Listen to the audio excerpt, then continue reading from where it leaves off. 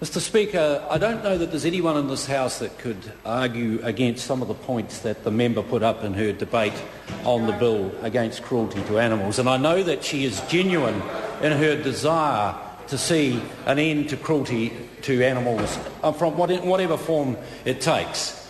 But from time to time, Mr Speaker, I know it's sometimes challenging. You do have to inject a few facts into the debate about farming systems and why they have evolved in the way they have and what it is that the member is railing against. First of all, Mr Speaker, the intent of the bill is genuinely an admirable process or admirable objective to try and see an end to all cruelty to all animals. And I stand here, Mr Speaker, as a farmer, someone who's been working with animals all my life from the time I was old enough to walk, and of course there is no logic whatsoever from a commercial point of view, from an animal welfare point of view, from a profit point of view, from whatever type of angle you want to run, on being cruel to the very animals that provide you with your livelihood. It's as dumb as destroying the environment from which you farm in.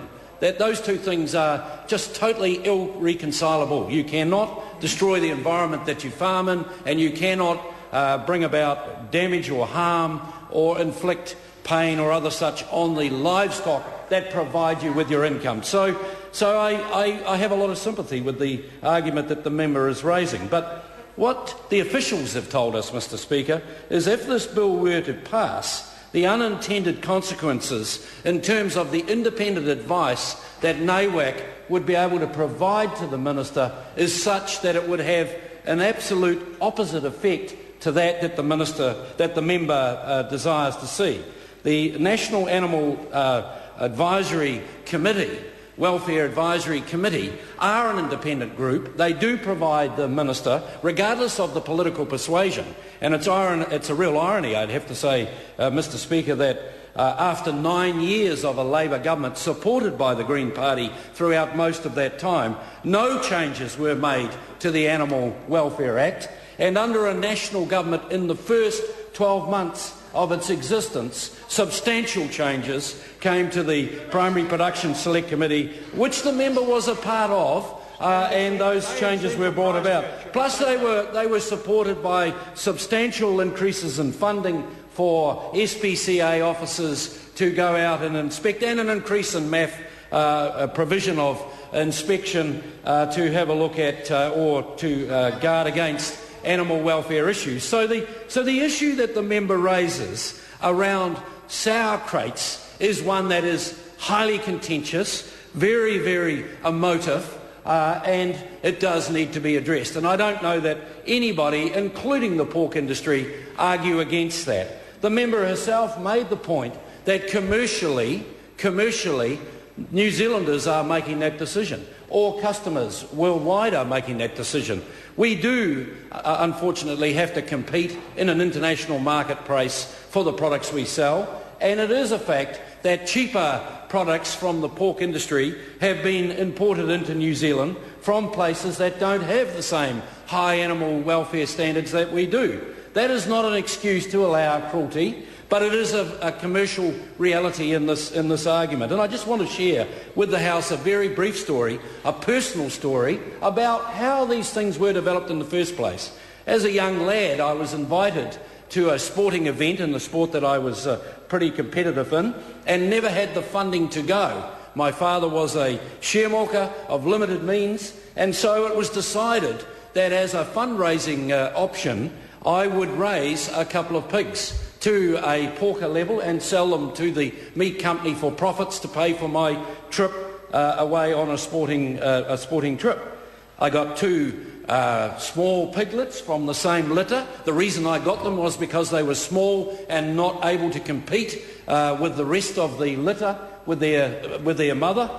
So I was able to rear these piglets. I got them up to within 3 weeks away from when they could be sold off for profits, and the male of the couple attacked the female, injured her to the point that she was unable to be salvaged and put down.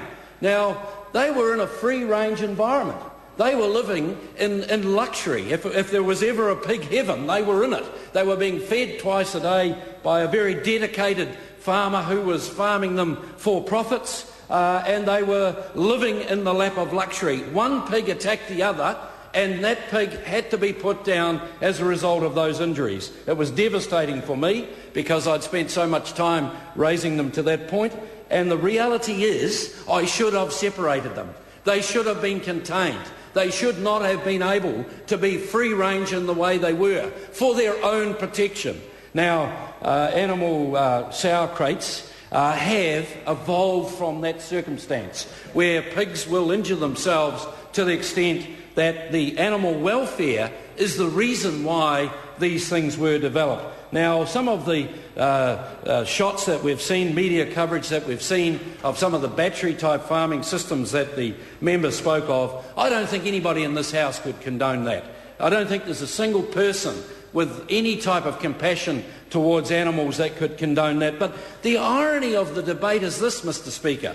The person now, the founder of Kathmandu, who has decided to, with the money that she's made from that enterprise, develop a campaign against this, in the very television shots I saw, had a beautiful Labrador dog in a townhouse or an apartment, an inner-city apartment. Tell me, Mr. Speaker, that's not cruel. Keeping a Labrador in an inner-city apartment. No one would see that as cruel. That's normal. That's perfectly okay.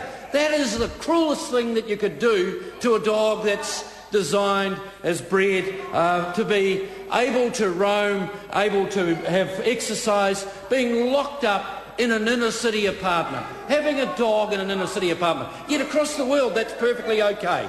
That is perfectly normal. That dog can't show its normal animal behaviour in an inner-city apartment. That dog, and obviously, Mr. Speaker, if you look at some of these dogs, they're so obese, they're so unexercised, they are so unhealthy, and yet that is perfectly okay. Society has normalised that. That is fine. That is okay. But if you design something in a farming in a commercial sense that actually that allows animals to be contained in some way, then that's cruel. And that shouldn't be allowed. And I think we should, Mr. Speaker, as we look to finding a way forward with some of these issues in a way that is sensible, humane, and in the best interest of the animal, be consistent, at least, in the argument. Because you know what the SPCA officers tell me?